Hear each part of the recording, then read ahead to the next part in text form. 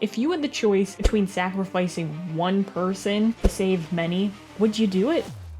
It's an interesting question, with many different variations and solutions. From the famous trolley problem to the main issues between Miles and the spider community, Across the Spider-Verse uses the trolley-like problem as a theme throughout. But what sets it apart is its use of the famous quote that everyone subconsciously associates with Spider-Man. With great power comes great responsibility. To show a rift between a spider person's duties towards society and their loved ones. Let's take a deeper look to figure out how it accomplishes this. Spider-Man is no stranger to dealing with the dual balance of responsibility. Plenty of comic shows, movies, video games already have cemented it as a core struggle for the character. Still, it's important to note how these themes creep into Peter Parker's story time and time again. Peter as a whole is a flawed character who wants the best for everyone, spreading himself way too thin to help everyone around him. This isn't inherently a bad thing, but through Peter's history, it starts to become polarizing. In Spider-Man 2, Peter Parker loses his powers. For whatever reason, for the plot, I'm not 100% sure. Peter gets the opportunity to throw away the mask and become a normal human again. However, in doing so, crime skyrockets, making Spider-Man necessary to protect New York. Whereas when Peter takes more responsibility and dons the mask, his relationships with friends and family suffer. I don't know how many times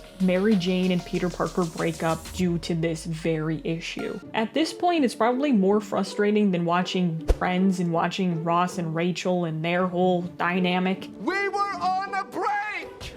In Peter's lowest points, his duties of being Spider-Man play a hand, like in the deaths of Uncle Ben and Captain Stacy, even when he's trying to do good for everyone when he reveals his identity in the comic version of Civil War. It turns on him very quickly and causes the near death of Aunt May. Also, it destroys Mary Jane and Peter Parker's marriage, and that's a lot to unpack. One Day More was a weird comic, but it wasn't the strangest Spider-Man comic I've ever read. I'm quite curious, what is the strangest Spider-Man comic you have ever read? Let me know in the comments down below. Being Spider-Man is no easy feat for Peter. He's a kind-hearted and quick-witted individual who wants to do it all, but he's still human. He fails, showing a level of realism, one that shows responsibility as something that isn't as cut and dry as we think. Sometimes our idealistic ways we view the world can't be tangible. Peter Parker isn't the only Spider-Person who has to deal with such problems. Gwen Stacy feels responsible for her Peter Parker's demise, causing her to shut down and work harder at being Spider-Woman, avoiding the trauma altogether. Miles, on the other hand, tries to do it all. His duty to save Brooklyn brings a wedge between him and his parents. While that's all going on, he becomes distracted, paying no attention to the Spot who could quite possibly destroy the multiverse. Being a Spider-Person is not easy, and finding a work-life balance is nearly impossible, not when lives are on the line. And I think the biggest example is when Spider-Man India has to choose between saving his girlfriend plus a bus full of people or saving the police captain, echoing a similar scenario in Spider-Man where Peter has to choose between saving Mary Jane or a cable full of people. In both cases, they were lucky enough to save everyone, but that's not always possible.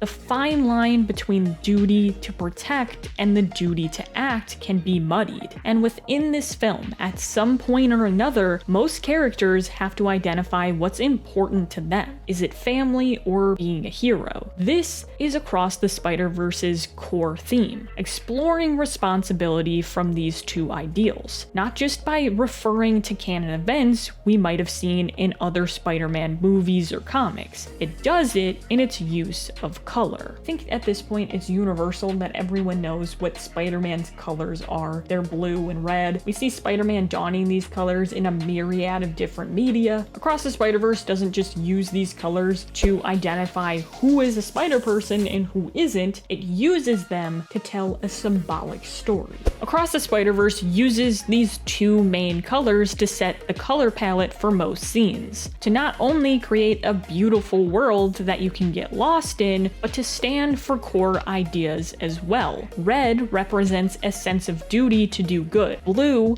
a deep love for their supporting cast. When these two core values are at odds, they become more saturated. This is most apparent when Gwen and her father interact, especially when Gwen reveals she's Spider-Woman. In this short scene between these two characters, we see the intense reds and blues of his face. The more saturated the color, the more raw the emotion is. And in this scene, the captain has a wide variety of emotions, going from shock to anger to deep sadness. Every one of these shots is like a cut to his heart, dealing with the internal battle within him. Is he more faithful to his job or his daughter? And when blue and red are at odds, it makes the audience uneasy and a little disoriented, unsure of what to focus on, mirroring how Captain Stacy and Gwen feel as they navigate through this difficult conversation. On the other hand, red and blue don't always have to be at odds, with less intense warm and cool colors working together to create a beautiful balance, not only in the colors, but with the characters as well. A great example is when Miles is talking to Gwen. After watching the struggles of seeing these two in their own worlds, they reunite, and in this moment, neither of them has to explain themselves. Gwen and Miles just understand each other. No harsh emotions, just a peaceful moment between friends. The sunset bathes them both in a warm light that accentuates their responsibility as spider people. But within the shadows, there's hints of blue, showing how much they deeply care for one another. And that same lighting principle happens in reverse with Miles and his mother a couple scenes later, showing her understanding towards her son moving on to bigger and better things. There are a multitude of different examples of color being used in this film, and I want to know what your favorite is in the comments down below. So responsibility is symbolized by warm and cool colors.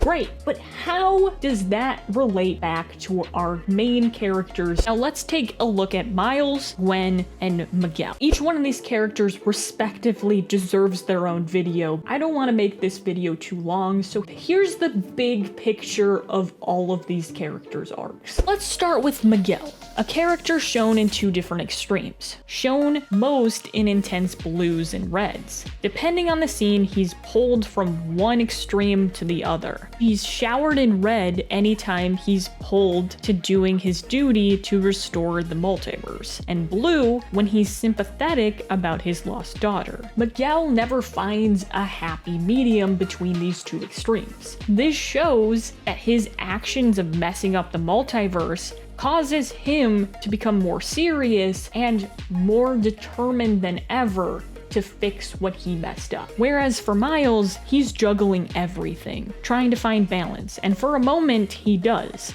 settling his differences with his mother. All that changes when he learns about canon events, and that balance shifts in favor of more reds. He becomes determined to do what's right. And honestly, everything about this scene is amazing. The animation of Peter B. Parker and how guilty he looks. Gwen becomes more blue and empathetic towards Miles because she knows exactly how he's feeling. Hobie mirrors Miles's red tones to showcase his rebellious nature to break the system. It's amazing. Think about these things the next time you watch the scene because there is so much going on. After this moment, Miles's lighting becomes as imbalanced and harsh as Miguel's. The only person that gains clarity is Gwen, who finds a balance between the two. It's illustrated really well in settling her differences with her father. The harsh blues and reds quite literally melt into a harmonious color palette, getting to the point where she believes that it's all possible. Again, this is a synopsis of all these different characters, and trust me, we will get into the nuances of these characters in future videos. Now, each one of these main characters has to deal with a level of what underlines their motivation, what makes them don the mask, what makes them keep going even when it's hard. And in short, it's to do good, to use their powers to protect. When you have a statement like "with great power comes great responsibility," that seems easy to define on paper.